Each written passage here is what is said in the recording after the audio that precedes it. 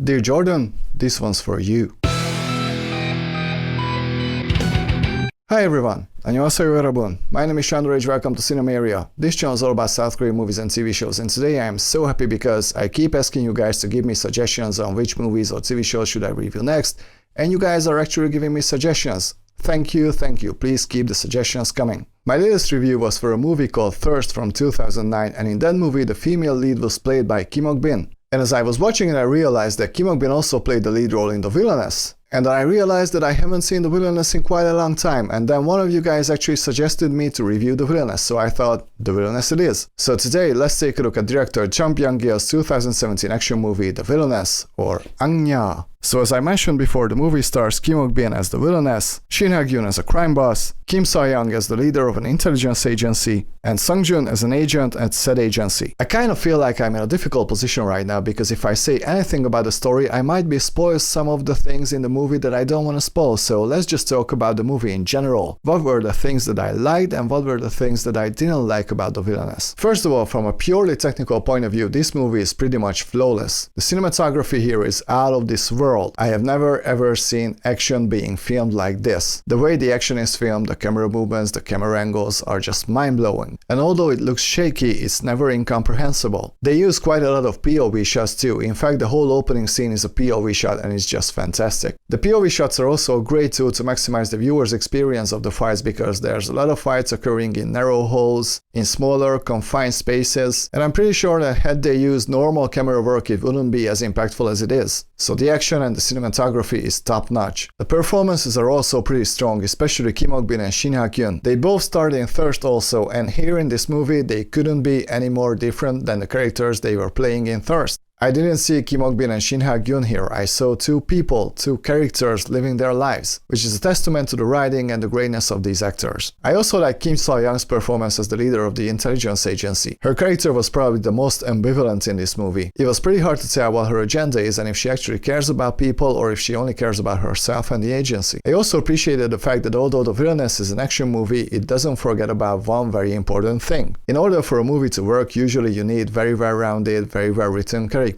And here, although I don't think that each character is as strong as it should be, the main character is very well-rounded and very well fleshed out. So although she's basically a one-man killing machine here, she's also human. But it's great for us as audience members because we are able to connect with her on a human level. And she faces a lot of challenges and tragedies throughout the movie's runtime, and they break her really hard. I also really appreciated that the movie doesn't hold back on any fronts, because overall this is a pretty dark movie with a pretty dark atmosphere, because there's lots of violence and there's lots of blood, but on top of that, the movie is not afraid to kill off some characters that probably Hollywood movies wouldn't even dare to do. I personally think that no great art comes from safety, and this movie is definitely not safe. And this approach very much pays off here.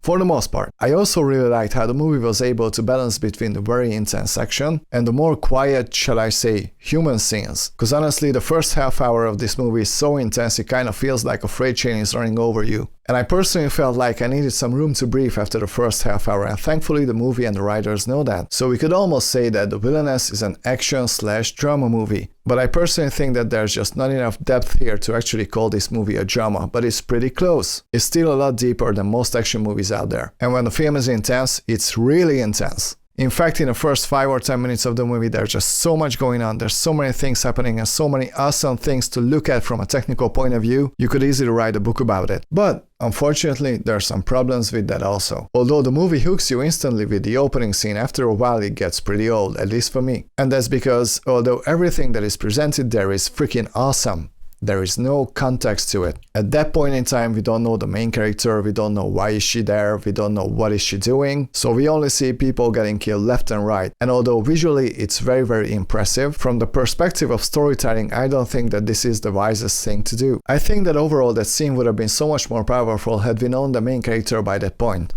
But we don't. And unfortunately, I think the biggest problem with The Villainess is the storytelling. In the first half an hour, it's very hard to comprehend what is going on. There's a lot of things happening, the intensity is pretty high, but we have absolutely no idea what is going on. In fact, unfortunately, I kind of feel like that the movie from a storytelling perspective is scattered all over the place. As I was watching the movie last night, I had this thought in my head that this story would work very well as a book, because there's lots of timelines here and the movie jumps pretty quickly between these timelines. Sometimes I felt like the editing could have been better because, like I mentioned before, I thought that the movie was disjointed at times. And the action scenes, although they are incredibly impressive from a visual perspective, sometimes they felt tagged on. Sometimes it seemed like that the movie thought that, oh, there was too much communication going on, now it's time for an action scene. And then suddenly everything is fast and woo, woo, woo, woo. But again, it feels a little disjointed to me. But still, I very much appreciate the fact that The Villainess is not just a mindless action movie. It has a strong main character played by an incredible actress. It has its human moments. It has its tragic moments. It has lots of high energy, intense action scenes. The stunt work is amazing. The camera work is absolutely out of this world. And you know, just overall, this is a pretty freaking good movie. And I'm gonna give this one 80%. If you feel like watching an action movie that is intelligent enough to know that just action isn't enough, if you want to watch a film with uniquely filmed action, if you like Kim Seo-hyun as an actress, or if you just want to chill out to a 2-hour movie that is still not just a mindless stupidity, then this movie is definitely for you. But anyway,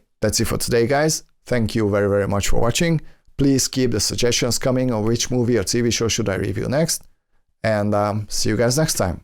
다음 시간에 만나요. Bye!